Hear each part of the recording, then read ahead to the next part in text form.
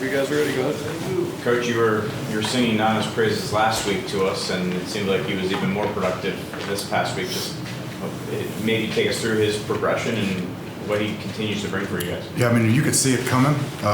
Just really getting in the groove.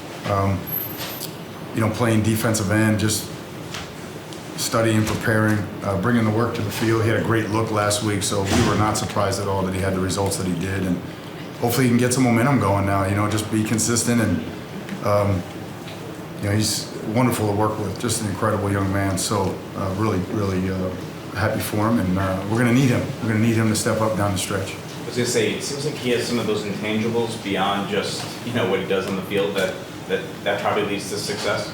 No doubt. I mean, you look at what the things that coach is looking for in a student athlete and a player.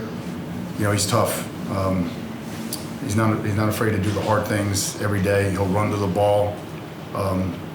Again, he's a studier. Watches a lot of tape.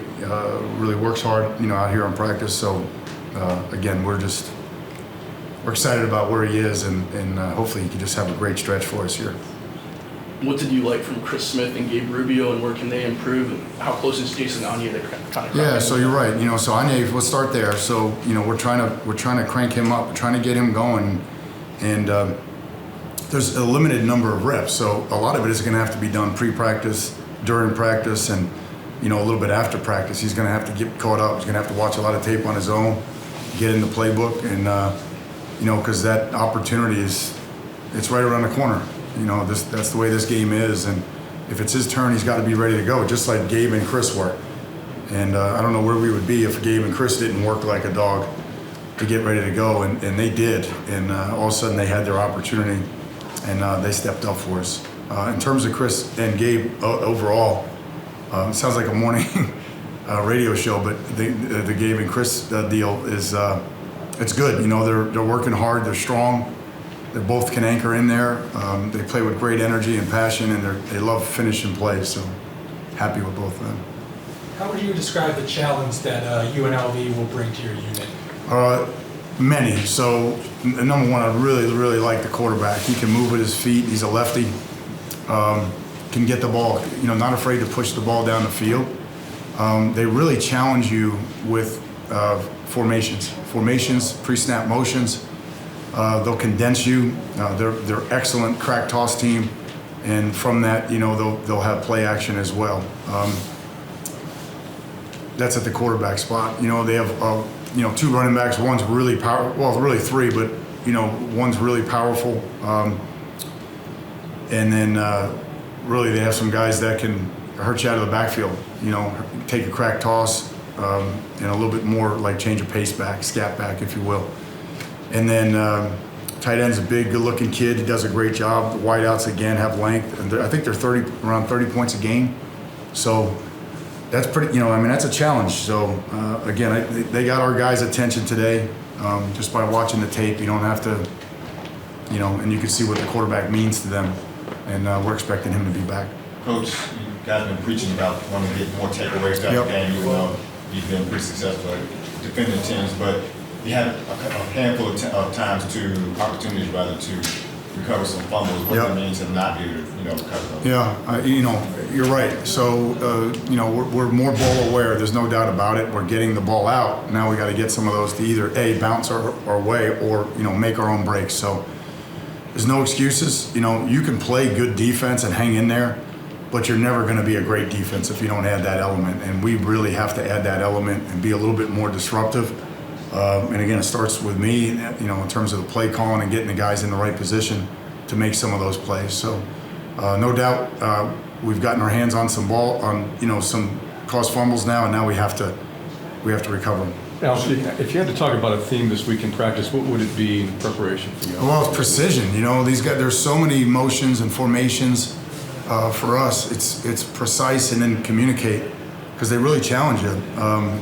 Whether it's the wide jet motions or the slot jet motions, and then just the different condensed formations that they have. So again, it's a well-constructed offense. So for us, alignment, assignment, communication technique is going to be, up there. And then we just talked about takeaways. We really have to start. We got to help our team. You know, we have to help special teams get a takeaway, change the field on special teams, and then obviously give our offense a short field. We just haven't done that enough.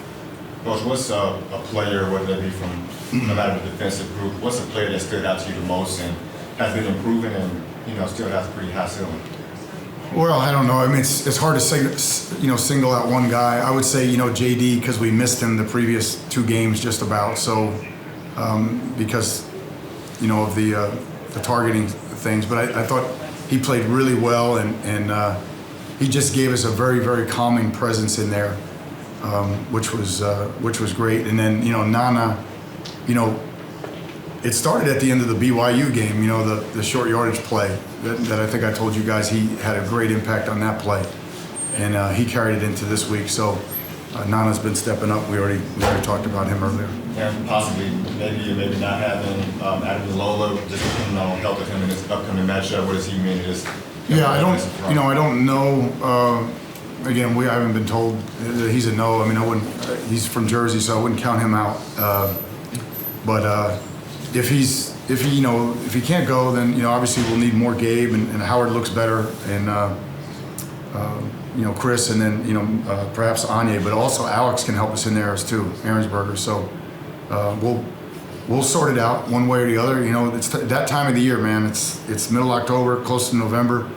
There's going to be guys that are going to have to step up, and we're not immune from that. Coach, you're about Last the question here, guys. halfway point through the season, 6 games in. How would you assess the progress your defense has made from week 1 to now? Yeah, I mean, there's been consistency is probably what we're looking for more than anything. Teams are going to make plays. I mean, it's college football in this era.